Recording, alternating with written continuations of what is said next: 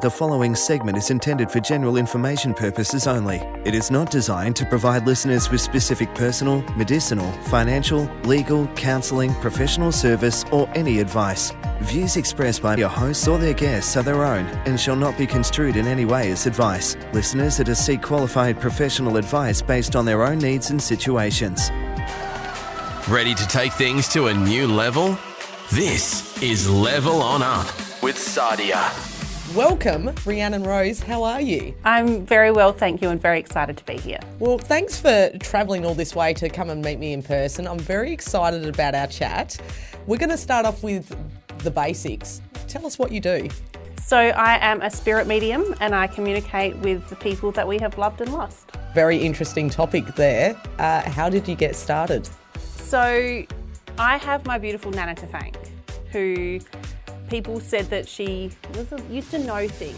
You know, we were very close. And a few months after she passed away, I was getting ready for a friend's wedding and I heard her voice talk to me audibly as if she was in the room, which is very unusual in comparison to how it works now. But I heard her say, "Tell her I hope she likes the daisies." And I paused in my tracks and I said to my husband, "Did you hear that?" And he said, "Hear what?" I said, "Nana just spoke."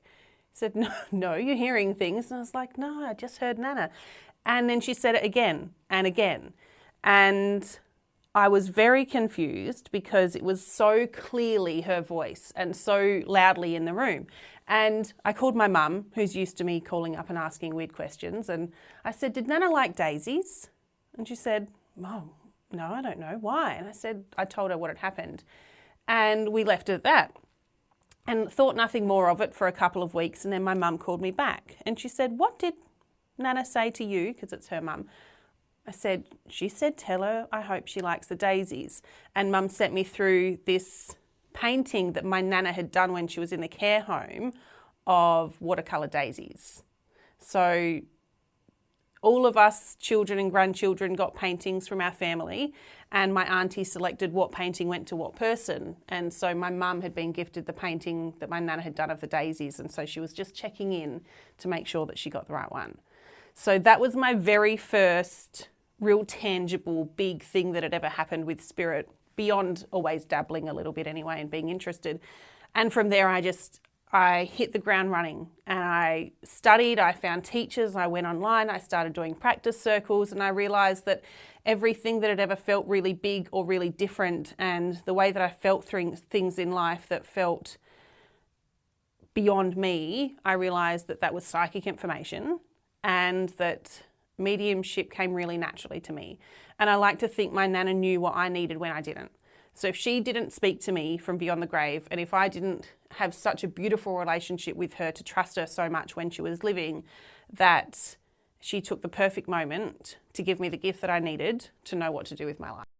Is it fair to say she had these gifts as such when she was alive? I was always told that she would know when like a baby was going to be born, or when she had inklings that maybe somebody had just passed away, and little things. But also she was quite a religious woman, and a lot of her family is also very religious, so it wasn't an openly spoken about conversation or topic of conversation. But just quietly, you know, in her own way, I do believe that she used her intuition. I think it's fair to say that we all have these abilities. It's just whether we choose to tap into them. 100%. And if we're ready. Obviously, that was a defining moment for you, that you were ready to start learning more about it. Do you have any early childhood memories? The reason I ask is because we all have what they call your invisible friends as such growing up. Oh my gosh, you're going there already. Yeah. See, maybe you're using your abilities, because when I was a little girl, I had an imaginary friend, and we lived, you know, we had paddocks surrounding us. And so every animal that I had, I would call Jack. And I had an imaginary friend called Jack, and I'd have to knock on his imaginary door, walk through his imaginary house to go through the paddock to go to my neighbour's house. Everything was Jack. And I was always under the impression that I love the name. When I have a baby, when I grow up, if it's a boy, I have to call it Jack. Anyway, I was quite obsessed. Fast forward, I moved to Cairns when I was 18, and around about the age of 23, I was still working in this hostel. And these new staff members turned up that were backpackers. They were going to do some work for accommodation. And a couple of them walked in, and this guy walks in with this gorgeously tanned skin and this big smile on his face. And he said, "Hey, I'm Jack. And we've been married for 10 years now." Oh, wow. So it's funny that you bring up imaginary friends. And yeah, I have this feeling that maybe I was born knowing that I would find Jack, and he's wonderful. But I used to, hide in the tree and make potions, and I always loved it. I've always loved energy and could always feel the energy in different places, whether or not that was just sensing that something's a little bit funky here and I don't trust this person, or I can lean into trust with these people. So we all permit, have an energy comes out of us all, and places hold energy. We are energy, and I think we all absolutely have the ability, whether or not we just use it as our own intuition to make choices via our gut instinct or life, or whether it's more in alignment with us, or for us to walk the path of actually tapping in and exploring them more. But I think everyone resonates with a time that they didn't trust their gut instinct and they wish that they did, or having little things like that happen, or coincidences, or just a knowing something. But some of us, I think it's our life path to explore it and use it and create something bigger. And some of us perhaps just lead with our intuition or trust our gut instinct. I mean, you could almost call it anything you like, but at the end of the day, just trust it. Yeah, absolutely. Yeah. Multiple different cultures across the world call it something different, and no one denies its existence. There's quotes about that, and I truly believe that as well. Do you think that maybe in some ways it's people get scared of the idea of it because there is positive energy, but there's also negative energy? Yeah. So 2 points on that. One is that Hollywood's done a very good job of changing what intuition and psychic and mediumship is to suit a certain narrative. So for movies, they have to make it really big and haunting and all that sort of thing. Whereas really, spirit is really subtle. It's like a whisper, a daydream, a thought, which is why we have a hard time trusting it so far sometimes. But interesting you use a radio station, and I'm here for a radio station. I like to say that there's all different frequencies. And when I'm connecting in and when I'm working, we're tuning into love. We miss people that we love. And so we're going for those really high vibrational, really high vibe things, for lack of a better word at the moment. And so we're tuning up, and it can be scary if you don't understand it, but that can be a point that's really important to get to know it instead of judging it. Right? So it's not scary, it's subtle, it's gentle, it's beautiful. I often find that people can get scared of what they don't know, but the more that you understand it, the more that you try to research it, and the more that you don't judge it, the more beautiful it can be, and the more that we can kind of remove and strip back what we think we know and tune into what we do know about it, which is that it can be really, really beautiful. Well, it's human nature. We often reject the things we don't understand. Absolutely. And I think that's why it's important to have a talk like today, because you made mention of Hollywood and how it gives this persona that it's this way and that way. And I'm not denying there's not negative energies, but it also depends what frequency you're in at the time too, on whether you attract those or not. Mental health plays a big part in it, in my opinion, and I could be wrong. But if you're in a negative frame of mind, I do think you are more inclined to generate or attract those negative energies. Yeah, if you go into a haunted house, you're looking for a haunted house, aren't you? If you go in to look for something scary, then sometimes you'll find something scary.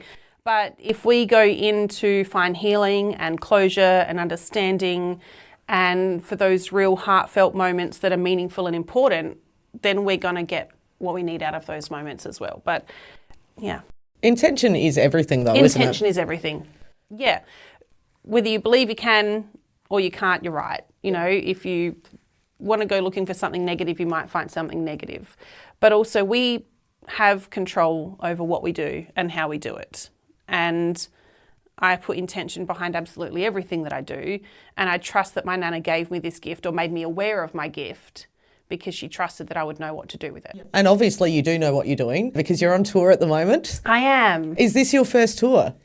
It is my first tour. I've been wanting to do something like this for about 3 years. So I've been to a few different towns now, but I've never consecutively gone across 2 different states, visiting lots of different towns one after the other.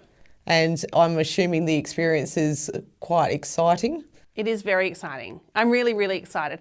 It's a bit nerve-wracking, but it's been a long time coming, and I love live shows. I love live shows. They're one of my most favourite things to do. I think whether or not you go there wanting a reading or whether or not you go to a show just wanting to witness what happens and experience it from the side, so many different things can happen, and they're a really, really beautiful experience for everybody.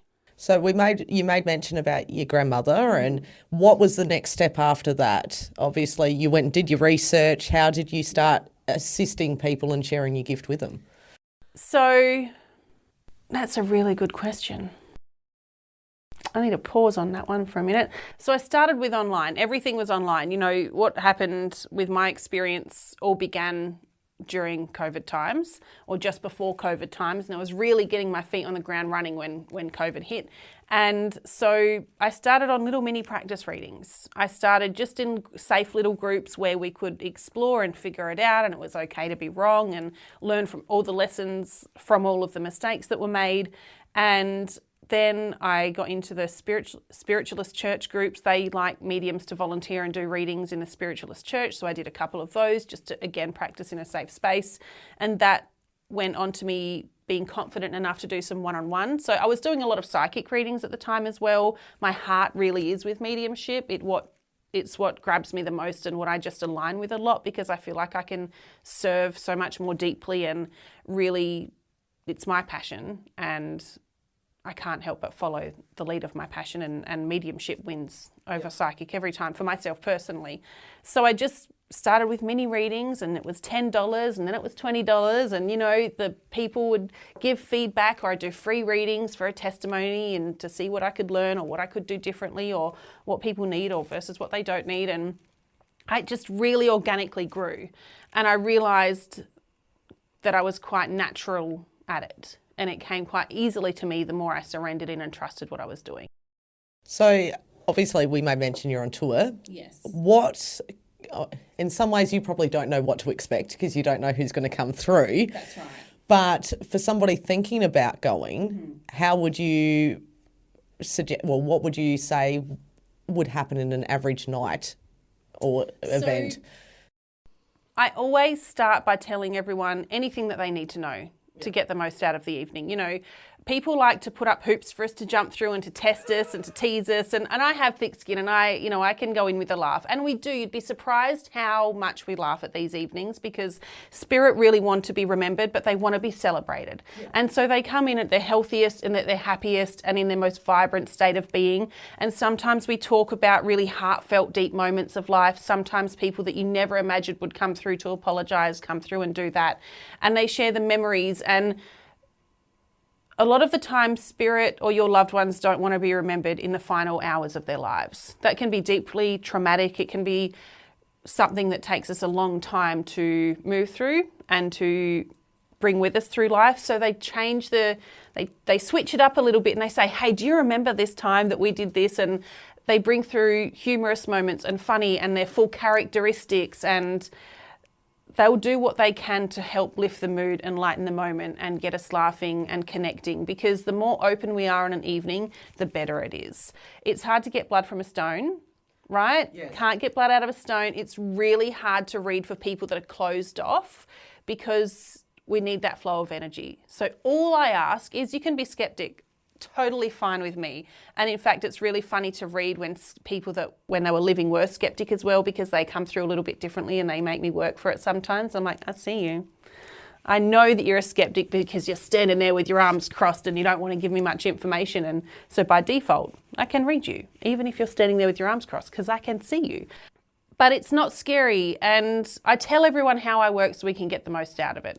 And I warm us up a little bit. I'm okay for people to laugh at me a little bit when I get up there, you know, so I warm it up. I make sure we feel friendly. I make sure we all have a moment to relax. And they let their guard down as a result. You've got to let your guard down. Because that obviously allows for more to come through. Absolutely. The more closed off, the less chance you're going to have. And I'm assuming you can read people, you made mention, you can tell when people are guarded. Yes. I want to go back to the loved ones coming through, and you made mention about the fun times.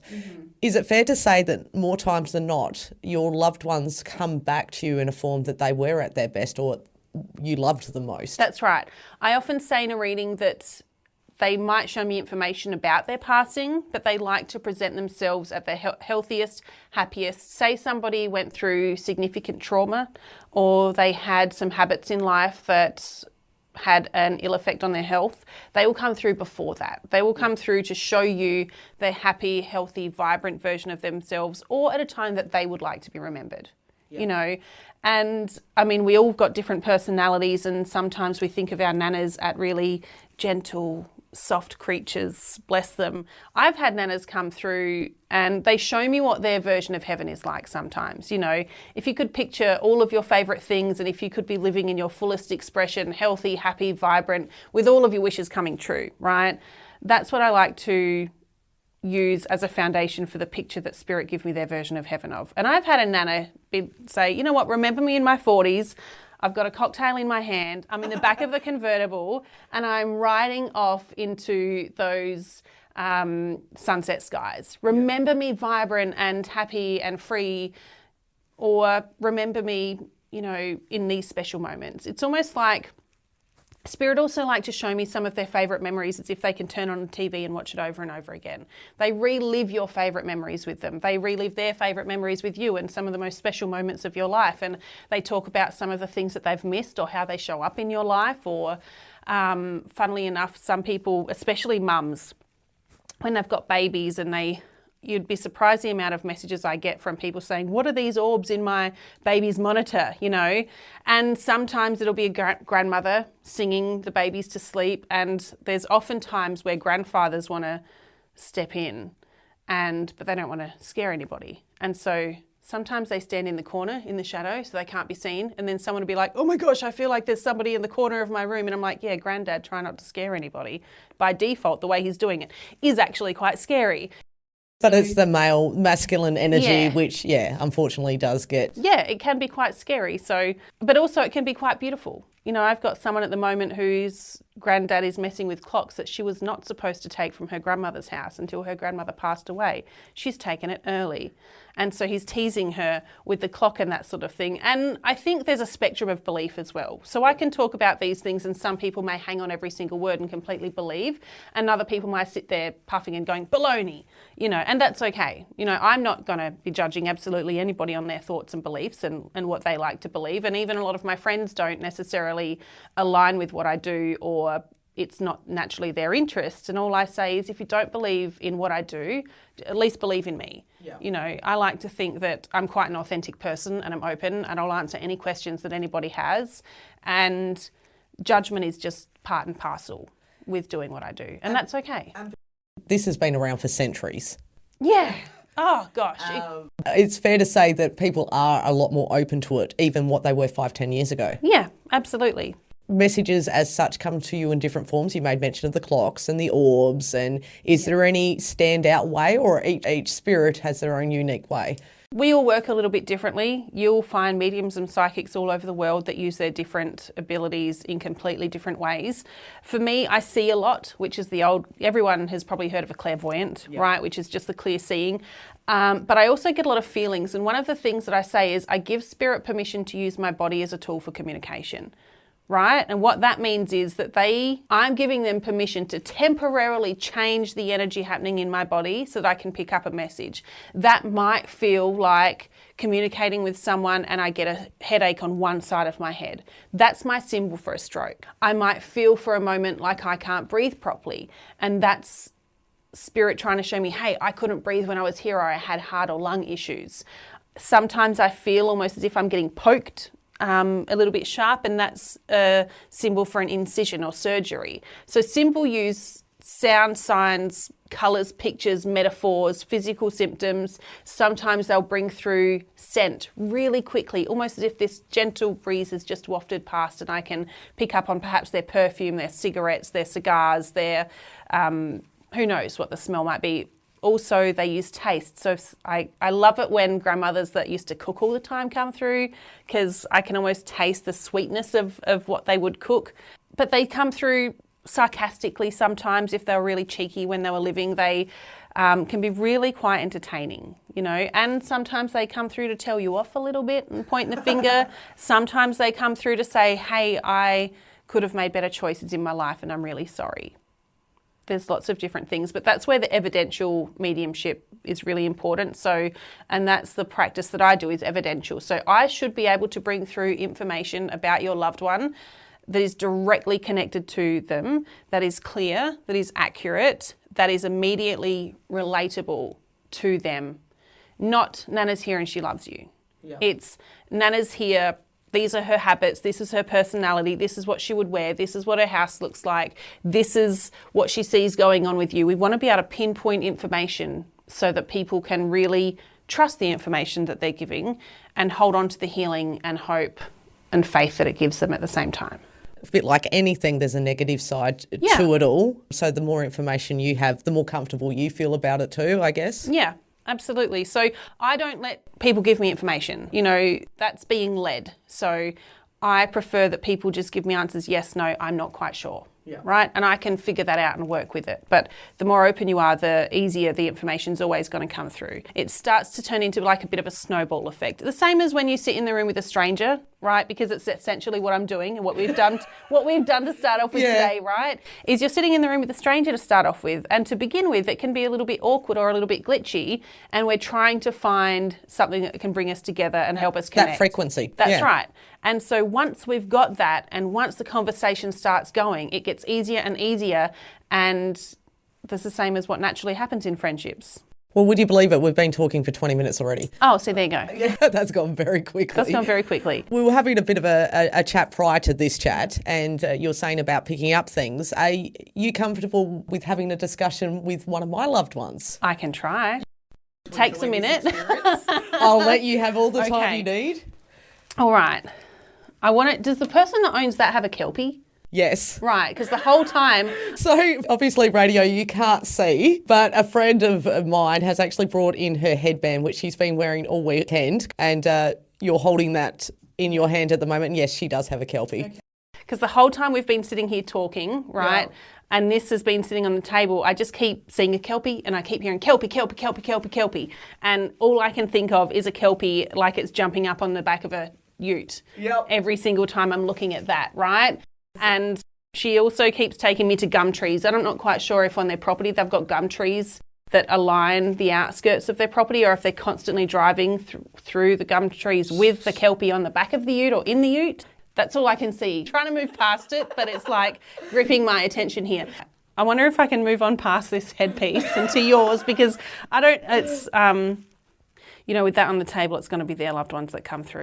And that's fine by me too. I don't know how I'll be able to answer the questions, but... I feel like there's a man connected to this that was a smoker. Okay, so this person that gave it to you, whether or not it's like a father figure or someone around them that's a male that's constantly smoking, because I can't move past that information. And Spirit will keep on repeating it until I get it right. I also feel like the person that holds that this belongs to, are they in a little bit of an older house? I can't verify that at the moment. Right. I wouldn't say it's a new house by any means. Because I think there's been a couple of things that have gone bump in that house and they're trying to convince themselves that there was nothing there.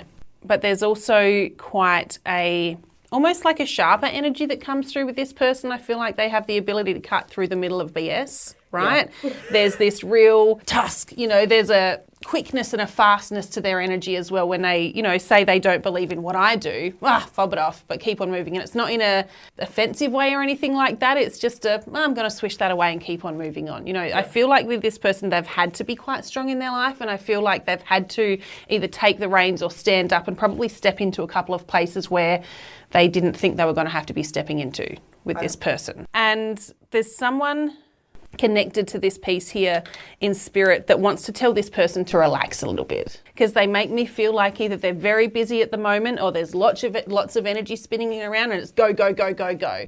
Also, I don't like saying cheesy things as a psychic. I don't like saying tacky, classic, anyone could say that kind of information. It's one of my pet peeves about having to do it sometimes. But I feel like there's so much pressure on this person at the moment, or they're going through a really tight, ring tight sort of time at the minute. And I feel like I need to reassure them to let go and to take a breath a little bit, because this is the cheesy line. It's going to work out. Okay. Let's get anyone to not believe in you. Be a psychic and tell someone it's going to be okay. Right? How tacky can you get? I'm my biggest critic. But I don't know if I feel like I can't breathe a little bit, this person, or if they feel like they've been stuck in the coils of everything for a little while, because when I tap in there, I just feel like I'm stuck, or the decision, I feel rigid because I feel like I can't relax properly. Just feel like I can't move. So the choices that I'm making there's pressure on me for the choices that I have to be making, or the directions that I'm supposed to be going, and I don't feel like I've got freedom at the moment in those choices. You know, when we feel pressure that we have to make a decision that probably somebody else wants us to be making, or we don't want to let anybody else down with the decision? Yeah. With the decision, so that we're not quite sure if the choice we're going to be making is actually the choice that aligns with us the best, or if we're making it because it has to suit somebody else better. That's the pressure that I pick up. Can I stop now? Well, yes. Right. I'm going to give that. I'm going to hide that one. Take it away from me. Obviously, I could only answer to a degree with that. Yeah. I'm just obviously watching you as I'm talking, and you're drawing some very... I didn't even realise I was doing that. Yeah, so I do scribble when I connect in. It's kind of a distraction a little bit, sometimes a bit of a conduit. Helps you focus? It helps me focus, and sometimes I will draw things in my scribbles that make sense, or letters connected to somebody else's name. So it's just another tool. Because when we're reading, the thing with spirit goes into a rabbit hole of communication is that there is no time. Right? It's not the same as our time. Yeah, time is a construct. So I can be I'm listening to you and I'm receiving your energy. I'm listening to spirit. I'm receiving their energy. So I'm listening to you and I'm listening to them at the same time as I'm talking. And there's all of this stuff happening at exactly the same time. So sometimes I have to just be listening to you, listening to them talking and writing at the same time, so I don't forget what I'm being told. It can be quite chaotic. But if you look through my journals, I look like I belong in an asylum. Like if somebody wanted to break into my house and go through all of my journals, they would find scribbles and they'd be like, is she okay? Yes, it's just my spirit scribbles. Well, it's definitely different to a doctor's writing. Yeah, it makes more sense. I'm trying to describe it obviously to whoever's... Shapes. Yeah, it's very much shapes, a bit of scribble, a bit of shapes. Yeah, there's a D. I don't know if that's a D, H, an A. Da. Duh. So sometimes it's just all, this one, for example, that's all diamonds, and it took me the whole reading to get, it was actually memories of the casino. Every time they'd go out they'd go to the casino. I was like, why do I keep on drawing diamonds? Now I'm seeing the green felt of a playing table. Oh, okay. Would you understand this person playing cards and a bit of gambling? And they're like, yes, we always used to go to the casino together. So it took me apparently 500 times to pick up on the symbol of a diamond, but I get to that at the end of the reading. Quite interesting. I'm just wondering if it should be done as artwork later on down the track. Right. I've kept all of my books. Every time I buy a journal to do something constructive in it, it turns up into being one of these. So, who knows? I keep them. I've got lots and lots and lots of them. Right, let's do you, shall we? Have you got time? I've got all the time in the world. Okay. It might be a bit easier, obviously, because just want to make mention, you've not met this girl. No, the person that belongs to? Yeah. No. So it's obviously a bit harder to give a reading. That's right. And some people will come in for a reading and they'll want me to look into other people. I've got quite a strict set of guidelines and rules that I've imposed upon myself, because I believe that when we're doing this, we have to do it with respect and morals and ethics, and to make sure we're not harming anybody, and also not letting anybody misuse us. You know, so if somebody comes in and want information, say it's a begrudged mother-in-law on their daughter-in-law, I'm like, you know what, you're sitting in front of me right now, so I'm just going to focus on you, right? I'm not going to go looking down here unless this person that you want me to look at is sitting in my seat or is given express permission. And obviously you go in with the intention you'd like to connect with a particular family member, but as you made mention, sometimes that message, somebody else has got a message. Or can we open the door and let Tom, Dick and Harry come through? I'm fine with Tom, Dick and Harry, so... Okay, give me a minute. How do I spell your name? Sardia. Because as soon as I connect in with your energy, I want to go across the waters. Put that to the side. There's a woman here who's got an apron on, and she's rolled her sleeves up as well. So you would understand her as being a hard worker, or... Yes. Right, okay. She also shows me rolling her eyes in the amount of stuff that she's got to do. And I just feel like it never ends a little bit. And there's not a negative association with that. It's just this is my life and it's busy and there's always lots to do. I've always got something to do. And every time I feel like I get to the end of my list, there's more to do again. Does she have quite a few children? Yes. Because it's like there's just so much washing and there's so much this, and everything I do I've almost got to repeat lots of times. And she's just showing me this lineup of all this stuff and I'm like, holy cow, how many kids have you got, right? Yeah. So there's this lots of stuff that's got to be done there. Does that make sense to you? That does make sense to me. Right, okay. And that's why she's talking about her voice having to be a little bit booming, because if you need that many kids to be listening to you, she also keeps making me feel a little bit dizzy. When I lean in there, is there an L initial on that side of the family? I want to call somebody with an L name, because when I lean into her, I feel quite dizzy, and I feel almost as if I'm a little bit out of balance and a little bit, there's almost like an element, I don't necessarily feel as though it's Alzheimer's or anything like that, but I do feel a little bit out of my body and a little bit non-cognizant properly. All I can think of with the L is Leonard, her son. I'm obviously thinking... This is what happens. It's really hard in these moments to sometimes get to that point of your brain and bring that information throughout, because she's giving me the initial L. Yep. I have mothers forget their own children's names in reading. Okay, well, that makes me feel better. So, yes, because I had to colour in the L, not only draw it, but I had to colour in. So she's saying, no, there's L, L, L, right? He passed. Very young. Know that when she passed, she scooped him straight back up again. The way that she's communicating with me makes it very clear that motherhood was a huge part of her identity. And that was something that she cherished and loved a lot in life. Because every time she's coming through and every time I'm looking at her, she's surrounding herself with the children and making that a very big part of who she was. Some mothers like to be known for everything else, or some women like to be known for everything else, and she just keeps taking me to the children. Do you sometimes hear her inside your head, hear her laugh? I can hear her laughing as well. You wouldn't expect her to say some of the things that she says, is the way that I would put that. She's sending you through a little bit of a wink. I can't stop doing that physical movement, so I'm going to close my eyes for a second. And one of the things that she wants to say to you is that you know exactly what you're doing. Stop pretending that you don't. I feel as though she takes this to private life a little bit. And sometimes we sit there questioning what we're doing or how we're going to do it or where we're going next. And she's looking at you as if to say, you already know what you're doing, right? Don't pretend that you don't. So I'll let that land with you however you want that to land, because she winks when she does that, right? So do you know those people that could say something without saying anything?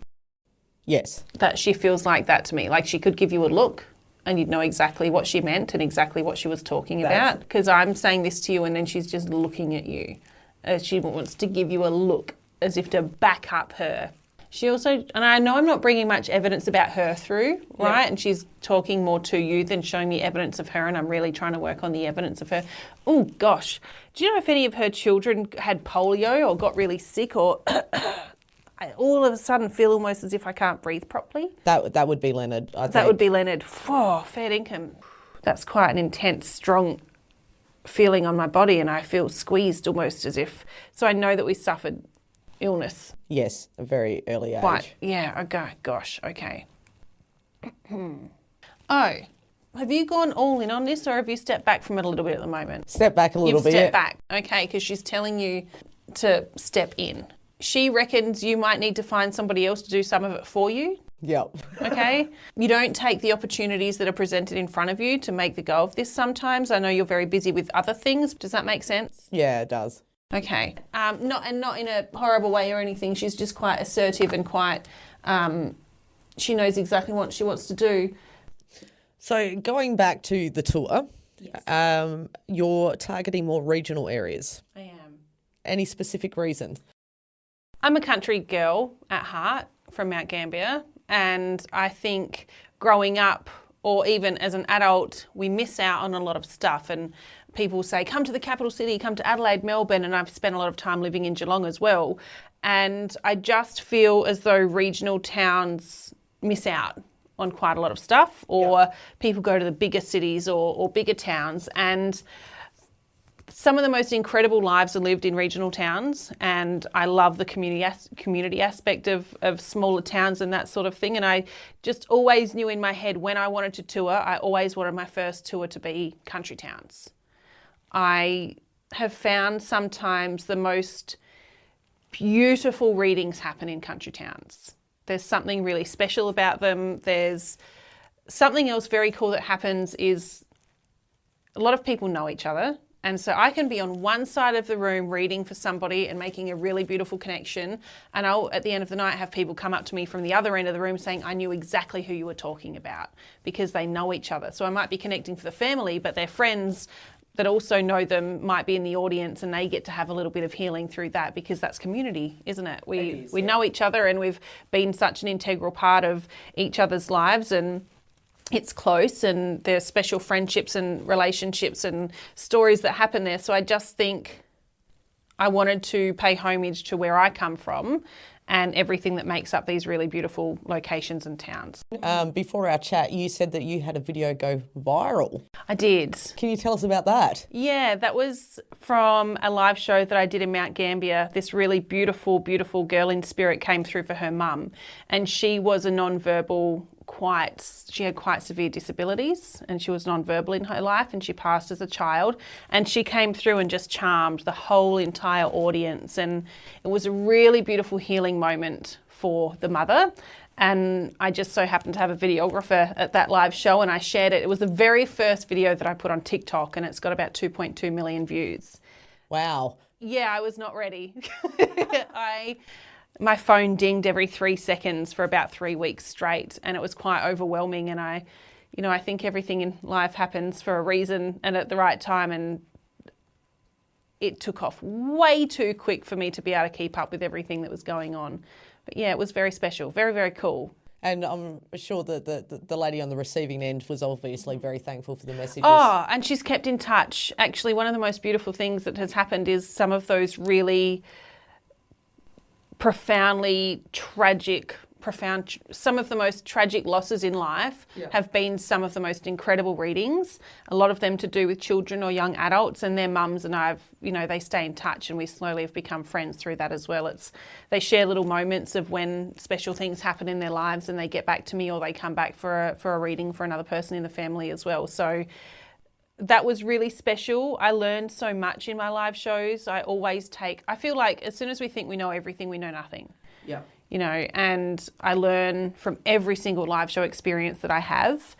And learning from her was incredible. Some of the most gifted communicators from spirit are those that didn't have the opportunity to communicate whilst they were here on earth.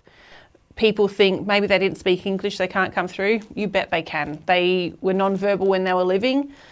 They know how to talk from spirit. I think we've made mention already, they usually come through as their best version of themselves. Yeah. And they show, language is not only verbal, is it? We have body language, we have emotional language, we've got so many different ways that we communicate through the eyes, through movement, through sound, even if it's not communication of the English language. And so there are no barriers. The barriers that held people are probably themselves. Yeah, exactly. The limiting self-beliefs that people have, I love when we can blow them wide open, and the physical limitations that were imposed upon people when they were here, they're gone. And so it's really beautiful sometimes to share this healed version of someone who suffered quite a lot in life with their family and friends, as they'd like to be remembered. You pass on messages from spirit to loved ones. Do you still have your grandmother keep in contact with you since that first time? Yeah, I call her in. Yeah. So we've all heard about guides and that sort of thing before, and I ask her to come through and help with all of my readings. I ask her to come in and stand beside me. I wear a necklace that she wore every single day. I wear that to my live shows and in my readings as well, just to have a bit of an energetic link to her as well. And I just ask her to help guide the souls through to me, to help them trust me and communicate, and help me in anything that I can't understand from them, that maybe she can help transcribe that so I get it. Handy to have somebody on the other side that's batting for you, isn't it? It is. And they show up a couple of times at live shows, and I'm like, you got to go. Like, you can't be here right now. I'm helping these people. But it's also a bit harder to trust your own loved ones in spirit. I need a medium to go to so I can hear things without my biased point of view for myself too. but I've never heard Nana clearly and audibly like I did on that day. Yeah. I've never had Spirit communicate with me again like she did. Was obviously the call you needed. Yeah. And I'm assuming you're thankful you answered that call. It changed my whole life. I was dabbling in every career you could have thought of. You know, I tried everything to figure out who I was and what I was supposed to be doing, and I've lived in all of these different places and experienced so many different career changes and options, and which I've been very grateful to do, but I think she knew what I needed more than anything. If people want to find out more about you and your current tour, where do they go? Rhiannon-Rose.com. So Rhiannon, the little dash, rose.com. And you're on TikTok, Facebook, all of that. Instagram, at medium.rhiannon.rose. And I'm assuming all the links are on your website? The links are all on my website. Everything's there, yeah. And don't forget to check out the shows. You've got one coming up in Bordertown. I have Bordertown on the 26th of July. Someone reached out and told me that lots of people were away during the daytime, so I've shifted that to be an evening session now to try and make sure it's as available as possible for everybody. Bordertown on the 26th of July, and I'm in Narracourt this weekend actually. Quite exciting. Well, good luck with it all. Thank you. And thanks for having the chat with me today. I can't believe that has just gone so quickly. That has. I'm really excited. Thank you. It's been lovely spending time with you. I really appreciate it. Follow Level On Up Podcast on Instagram. What's that smell? Smells good. It's coming from ellierose.com.au.